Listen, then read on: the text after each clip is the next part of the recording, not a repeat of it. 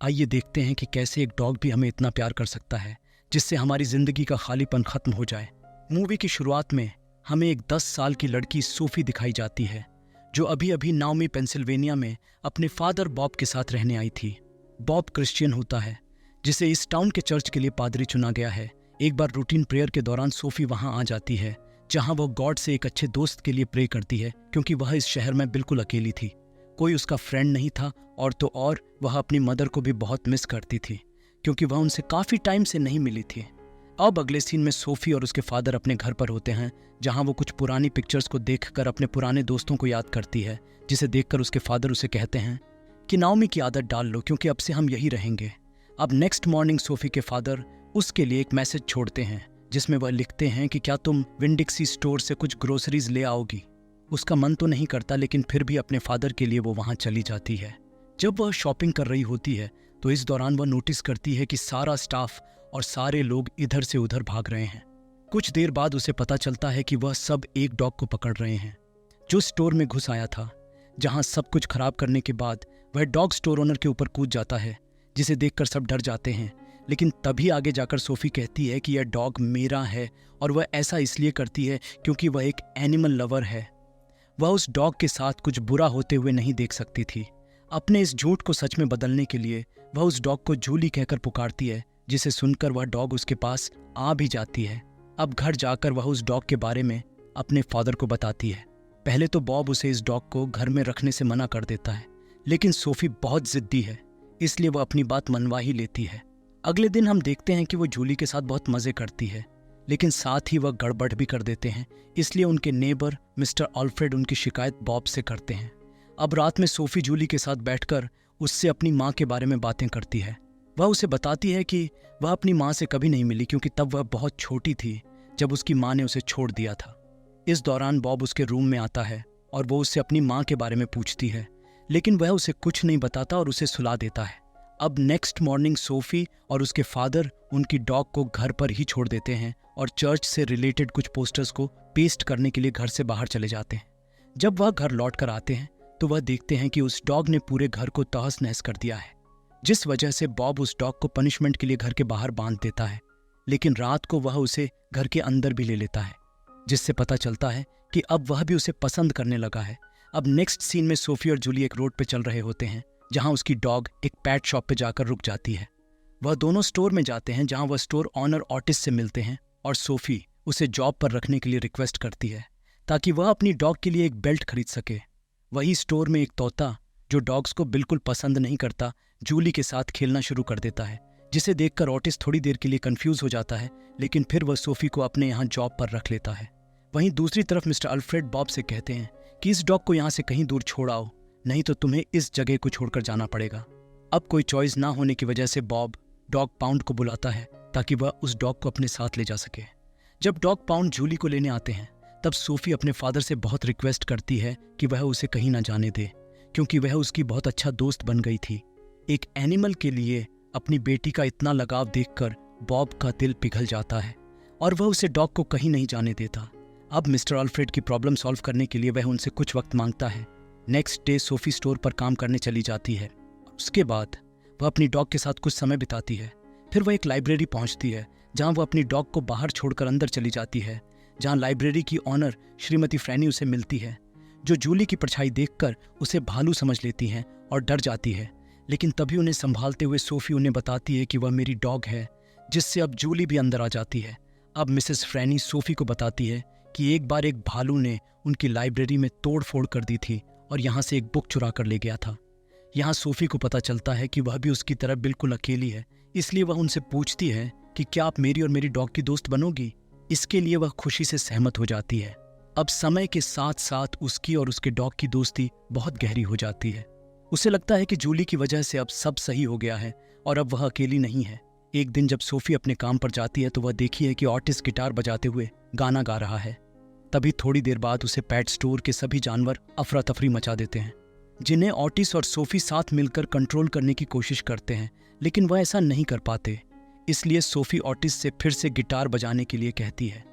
जैसे ही वह गिटार बजाना शुरू करता है सभी जानवर शांत हो जाते हैं। जिसे देखकर स्टोर के बाहर खड़ी एक छोटी लड़की अंदर आकर कहती है कि अब तो एक जादूगर है। अब सोफी उससे पूछती है कि क्या जानवरों ने आज पिंजरा तोड़ दिया था। ये सुनकर ऑटिस उससे कहता है कि उसने तो कभी इनको पिंजरे में बंद ही नहीं किया, क्योंकि ये कभी बंद में खुश नहीं रहते। अब नेक्स्ट मॉर्निंग बॉब और सोफी अपनी डॉग को साथ लेकर चर्च जाते हैं, जहां वह उसे बाहर ही बांध देते हैं। लेकिन जूली को अकेले रहने की बिल्कुल आदत नहीं थी, इसलिए वह शोर करने लगती है, जिससे प्रेयर के दौरान डिस्टर्बेंस हो रही थी। उससे परेशान होकर बॉब सोफी से डॉग को अंदर लाने के लिए कहता है। अंदर आने के थोड़ी देर बाद ही उस डॉग को एक कोने में चूहा नजर आता है, जिसे देखकर वह उसके पीछे भागती है। ये देखकर सब इधर उधर भागने लगते हैं, हालांकि सबको इसमें बहुत मजा आता है। अब अगले ही सीन में जूली एक सुनसान जगह में चली जाती है, जिसकी वजह से सोफी उसे ढूंढने के लिए वहां पहुंचती है, जहां उसकी मुलाकात एक ओल्ड ब्लाइंड वुमेन से होती है, जिसका नाम होता है ग्लोरिया। शुरू में सोफी घबरा जाती है, क्योंकि उसने सुना था कि ग्लोरिया एक चुड़ैल है, लेकिन कुछ देर बात करने के बाद उसे पता चलता है कि वह तो एक बहुत अच्छी इंसान है। वह बात करना शुरू कर देते हैं और सोफी उसे अपने बारे में सब कुछ बताती है, क्योंकि वह हमेशा से चाहती थी कि कोई उसकी बातें सुने। ग्लोरिया भी उसकी बातों को ध्यान से सुनती है। अब उसी रात तूफान शुरू हो जाता है, जिसकी वजह से जूली इधर उधर दौड़ना शुरू कर देती है, जिसे देखकर पता चलता है कि उसे ठंड स्टॉर्म से डर लगता है। अब सोफी और बॉब दोनों मिलकर उसे संभालते हैं और अब से उसका पूरा ख्याल रखने का डिसाइड करते हैं। उसके बाद सोफी फिर से बॉब से अपनी मदर के बारे में पूछती है। इस बार वह उसकी बातों का जवाब देते हुए उसे कहता है कि उसकी माँ बिल्कुल उसकी तरह दिखती थी, वह हमेशा उसके साथ रहती थी, वह बहुत अच्छी रनर थी, लेकिन उतनी ही खराब कुक थी। उसने उसे छोड़ दिया क्योंकि उसे उसका प्रीस्ट होना बिल्कुल पसंद नहीं था। अब जैसे जैसे समय बीतता है, सोफी अपने बड़े दोस्तों यानी ऑटिस, ग्लोरिया और श्रीमती फ्रैनी के साथ ज्यादा से ज्यादा समय बिताती है। एक दिन जब वह काम पर जाती है तो वह देखी है कि वहाँ एक पुलिस ऑफिसर है जो ऑटिस को बिना किसी कारण के परेशान कर रहा है। जब पुलिस ऑफिसर सोफी को वहाँ देखता है तो वह उसे ऑटिस के बारे में पूछताछ करने के लिए बाहर ले जाता है, लेकिन कुछ देर बाद पालतू जानवर उसे परेशान करने लगते हैं, जिस वजह से उसे वहाँ से भागना पड़ता है।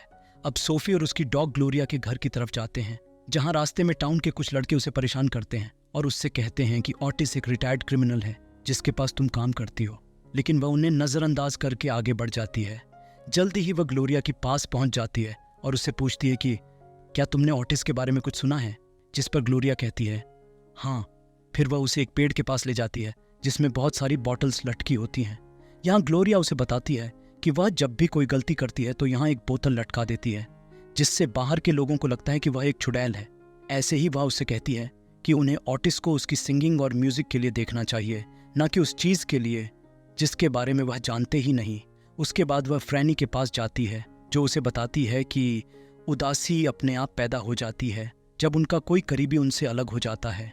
तब सोफी को ग्लोरिया की बातें याद आती है और वह सोचती है कि नायोमी एक बड़ी गलती के पेड़ की तरह है और हर कोई हवा में लटकी बोतल की तरह, जो कि बिल्कुल अकेला और खाली है। अब उसे समझ आता है कि ग्लोरिया पेड़ पर बोतल क्यों टांगती है। अगले दिन सोफी ऑटिस के साथ उसके स्टोर पर बैठी होती है। तभी उसे पता चलता है कि एक बार ऑटिस को जेल में डाल दिया गया था। जब वह पूछती है ऐसा क्यों, तब वह उसे बताता है कि उसे हमेशा से ही म्यूजिक पसंद था, इसलिए एक बार वह पार्क में गिटार बजा रहा था, जहां उसे लग रहा था कि लोग उसके म्यूजिक को एंजॉय कर रहे हैं। लेकिन तभी पुलिस उसे वहां आकर पकड़ लेती है और कहती है कि तुम यहाँ अपने म्यूजिक से सबको परेशान कर रहे हो, और यह कहकर उसकी गिटार छीन लेते हैं। जब वह अपने गिटार वापस लेने की कोशिश करता है तब वह उसे जेल में डाल देते हैं। इसलिए तब से वह सिर्फ जानवरों को ही अपना दोस्त बनाता है। उसके बाद सोफी और उसकी डॉग टाउन के लड़कों के पास पहुंचते हैं, जहां वह बेसबॉल खेल रहे थे। तभी जूली भी मजे से उनके साथ खेलने लगती है और अब वह लड़के सोफी को भी अपने साथ खेलने देते हैं और उसके अच्छे दोस्त बन जाते हैं। All thanks to Julie. अब वह बच्चे साथ मिलकर इस पुलिस ऑफिसर के साथ कुछ शरारत करते हैं। अगले दिन सूफी ग्लोरिया से बात कर रही होती है कि तभी उसे एक आइडिया आता है। वह कहती है कि उन्हें एक समर पार्टी अरेंज करनी चाहिए जिसमें सब लोग आए, ताकि सभी यहाँ आकर एक दूसरे के साथ खुशियां मनाएं और अपने दुखों को भूल जाए। पहले तो ग्लोरिया अपने घर पर पार्टी करने से मना कर देती है, लेकिन उन दोनों के मानने पर वह मान भी जाती है। उसके बाद वह साथ मिलकर पूरे घर को साफ कर देते हैं और फिर खाना बनाकर पूरे घर को डेकोरेट भी कर देते हैं। सोफिया अपने सभी दोस्तों को इनवाइट करती है, साथ ही श्रीमती फ्रैनी, ऑटिस, बॉब और मिस्टर अल्फ्रेड को भी बुलाती है। इस बार मिस्टर अल्फ्रेड को जूली के होने से कोई शिकायत नहीं होती। पार्टी के दौरान सोफी मिस्टर अल्फ्रेड को श्रीमती फ्रैनी से मिलवाती है, जहां उन दोनों के बीच अच्छी दोस्ती हो जाती है। फिर ग्लोरिया को वह अपनी नई दोस्त से मिलवाती है। दोस्तों, धीरे धीरे उसके पिता को छोड़कर सभी लोग पार्टी में आ जाते हैं और एक दूसरे से मिलते हैं। इसके बाद वह सभी ग्लोरिया गार्डन में पार्टी शुरू करने के लिए इकट्ठा होते हैं। लेकिन तभी अचानक से एक बिजली कड़कती है और सभी अपने खाने पीने का सामान अपने हाथ में लेकर अंदर भाग जाते हैं। अब ऑटिस सोफी को अपने पास बुलाता है और उसे एक डॉग बेल्ट दे देता है, जिसके लिए वह उसके स्टोर में काफी समय से कम कर रही थी। अब जैसे ही बेल्ट बांधने के लिए वह अपनी डॉग को देखती है तो उसे पता चलता है कि वह गायब है। तभी उसे एहसास होता है कि थंडरस्टॉर्म से डरकर वह कहीं छुप गई है, जिससे वह काफी परेशान होती है और उसे ढूंढने का फैसला करती है। सब उसे बाहर जाने से रोकते हैं, लेकिन वह किसी की नहीं सुनती और जूली को ढूंढने के लिए इतनी बारिश में बाहर निकल जाती है, जहां वह उसकी हेल्प के लिए अपने फादर के पास जाती है। लेकिन उसे इतनी बारिश में भीगता देख बॉब उसे अंदर बुलाता है। वह उसकी एक नहीं सुनती और अपनी डॉग को ढूंढने के लिए फिर से भाग जाती है। अब बॉब के पास उसके साथ चलने के सिवाय और कोई ऑप्शन नहीं होता। वे दोनों काफी दूर तक जूली को ढूंढते हैं, लेकिन फिर भी वह उन्हें नहीं मिलती। जहां थककर बॉब सोफी को घर लौटने के लिए कहता है, जिससे वह उस पर चिल्लाती है और कहती है कि आप हमेशा से बहुत जल्दी हार मान जाते हैं, ऐसे ही आपने मम्मी को जाने दिया होगा। उसे समझाते हुए बॉब कहता है कि उसकी मां को रोकने के लिए उसने सब कुछ किया था जो वह कर सकता था, लेकिन वह चली गई। वह उसे बताता है कि वह भी जूली से उतना ही प्यार करता है जितना वह करती है। उसके बाद वह दोनों फिर से उसे ढूंढने लगते हैं, लेकिन अब भी वह उन्हें नहीं मिलती। अब वह दोनों मायूस होकर पार्टी में लौट जाते हैं। अब सोफी गार्डन में खड़ी होकर जूली के लिए प्रे करती है कि तभी उसके न्यू फ्रेंड्स वहां आकर उसे अंदर ले जाते हैं। अब वह सब साथ बैठकर ऑटिस का म्यूजिक सुनते हैं और एक साथ बातें करते हैं कि तभी थोड़ी देर बाद उन्हें भौंकने की आवाज़ सुनाई देती है। जल्द ही जूली उनके सामने आ जाती है, जिसे देखकर बाकी सब लोग खुश हो जाते हैं और साथ मिलकर सब पार्टी एंजॉय करते हैं। सोफी बहुत खुश थी क्योंकि उसके पास अब बहुत से दोस्त थे और वह बिल्कुल अकेली नहीं थी। आपको ये मूवी एक्सप्लेन कैसी लगी कमेंट सेक्शन में ज़रूर बताइएगा, और वीडियो पसंद आई हो तो वीडियो को लाइक और चैनल को सब्सक्राइब करना ना भूले। Thanks for watching.